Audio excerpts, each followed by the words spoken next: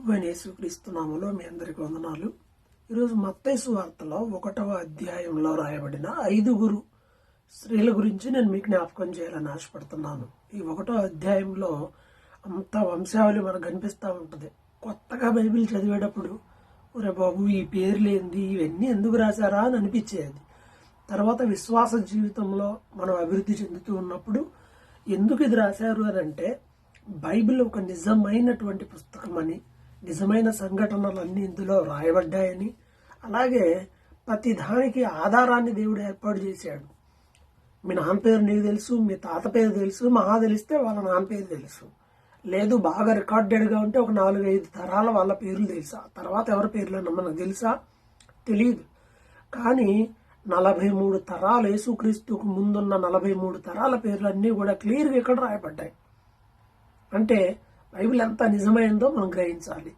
At the same time ఈ వంశావళిలో చాలా మంది, అందరూ పురుషుల పేర్లే రాయబడ్డాయి. చాలా మంది గొప్ప స్త్రీలు ఉన్నప్పటికీ ఒక 5 పేర్లు మాత్రం ప్రత్యేకంగా ఈ మత్తయి సువార్త 1వ అధ్యాయంలో ప్రస్తావించబడ్డాయి. మొదటి పేరు ఎవరు అని అంటే, ఆదికాండం 1వ అధ్యాయం 3వ వచనంలో యూదా కోడలైన తామారు ఆనాటి సమాజం ప్రకారం జీవించక ఒక విధవరాలుగా ఉన్నప్పటికీ, ఇష్టానుసారంగా జీవించే అవకాశం తనకు ఉన్నప్పటికీ, కేవలం తను ఒక నీతితో కూడిన నిబంధన ప్రకారం నడిచింది. అందువల్ల తాను యూదా గోత్రంలో ఒక గొప్ప స్థానాన్ని సంపాదించుకుంది. ఆమె గర్భములో నుండే యూదా వంశం నుండి యేసు ప్రభు వచ్చాడు. రెండవ వ్యక్తి ఎవరు అని అంటే, వేశ్యగా ఉన్నటువంటి రాహాబు. ఆమె ఇశ్రాయేలీలు ఎరుకో పట్టణం మీద దాడి చేసినప్పుడు వేగులు వారిని చేర్చుకుని తన ప్రాణాలకు తెగించి వాళ్ళను కాపాడి ఆ తర్వాత కాలంలో ఇశ్రాయేలీరాలుగా మారిపోయింది. దేవుడు ఆమె జీవితాన్ని అద్భుతంగా మార్చాడు. ఆమె ఇశ్రాయేలీల స్త్రీ జాబితాలో చేర్చబడింది. దేవుడు ఎంత ఆశ్చర్యకరమైన వాడండి. వాళ్ళ బ్యాక్గ్రౌండ్ ఎలాంటిదైనా దేవుళ్ళకి వచ్చిన తర్వాత వాళ్ళ నీతిమంతులుగా మారుస్తాడు. అది దేవుని యొక్క గొప్పతనం.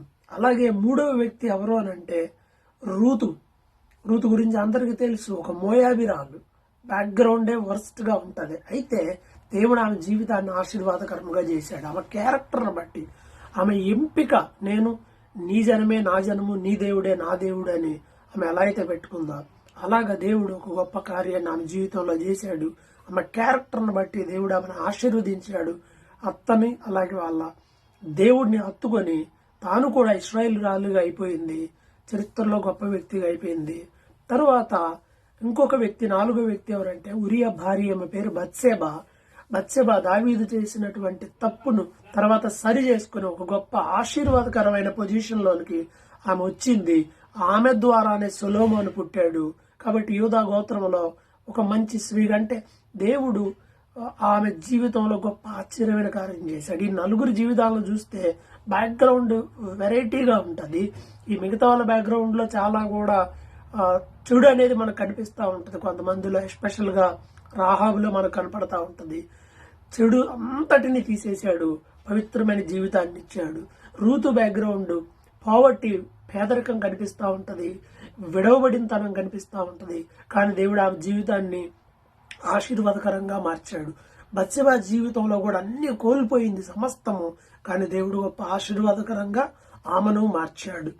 కాబట్టి ప్రియమైన వాళ్ళారా, 5వ క్యారెక్టర్ ఎవరంటే క్రొత్త నిబంధనలో మరియా. ఈమెతో అనేది ప్రారంభమైంది. ఈవిడ కేవలం కన్యగా మాత్రమే కాదు, చాలా మంది కన్యలు ఉన్నారు ఆ రోజుల్లో, కానీ ఆమెలో దేవుడు అనేకమైన విషయాలను సెలెక్ట్ చేసుకున్నాడు. యూదా గోత్రం అయి ఉండాలి, వర్జిన్ కన్య అయి ఉండాలి, అలాగే దీనమైన మనసు కలిగి ఉండే, యేసును పెంచేటువంటి జ్ఞానం కలిగి ఉండే, అన్ని విషయాలు దేవుడు సెలెక్ట్ చేసుకున్నాడు. దెన్ ఫైనల్లీ అక్కడ మరియ సెలెక్ట్ అయింది. ఈ 5 పేర్లు మత్తయి సువార్త 1వ అధ్యాయంలో రాయబడ్డాయి. సంఘ చరిత్రలో కూడా చాలా మంది స్త్రీల పేర్లు రాయబడ్డాయి. కాబట్టి మనం ఆలోచించాల్సింది ఏంటంటే, పరలోక సంఘ చరిత్రలో నీ పేరుందా, తగిన విధంగా నీవు నేను జీవిస్తా ఉన్నామా? వీళ్ళ బ్యాక్గ్రౌండ్ చూడొచ్చు, పాపులు, కానీ యేసు రక్తం చేత కడగబడి పరిశుద్ధులుగా మార్చబడిన వారు. అలాగే వాళ్ళ జీవితాల్లో పాత స్వభావాన్ని దేవుడు తీసేశాడు, ఆశీర్వాదకరంగా వారిని మార్చాడు. కాబట్టి పిల్లారా, నీ బ్యాక్గ్రౌండ్ ఏంటనేది తీసి పక్కన, నువ్వు ఎలాంటి పాపి అనేది తీసి పక్కన పెట్టు. ప్రభువు మనల్ని ప్రేమిస్తున్నాడు.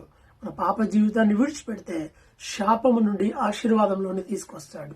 నిరాశలో నుండి నిరీక్షణలోని తీసుకొస్తాడు. ఇక మీ జీవితం అయిపోయింది అనుకున్న పరిస్థితుల నుండి ఉన్నతమైన స్థాయిలోనికి తీసుకుని వెళ్తాడు. ఈ క్రిస్మస్ దినాల్లో దేవుడు అలాంటి గొప్ప ధన్యత మనకి ఇవ్వడానికి సిద్ధంగా ఉన్నాడు. మనం చేయాల్సింది ఏంటంటే ఆయన మనల్ని అంగీకరించే విధంగా ఉండడమే. ఆయన మన దగ్గర నుండి కోరుకునేది హృదయపూర్వకమైన పశ్చాత్తాపము. ఆయన రక్తంలో కడగబడాలి, ఆయన రక్షకుడిగా అంగీకరించాలి. విశ్వాస జీవితంలో కూడా ఎన్ని ఒడిదుడుకులు ఉన్నా వాటన్నిటినీ ప్రభు ఎదుట ఒప్పుకొని విడిచిపెట్టినట్లయితే ప్రభు క్షమిస్తాడు, ఆశీర్వదిస్తాడు. ప్రభు మిమ్మల్ని ఆశీర్వదించునుగాక.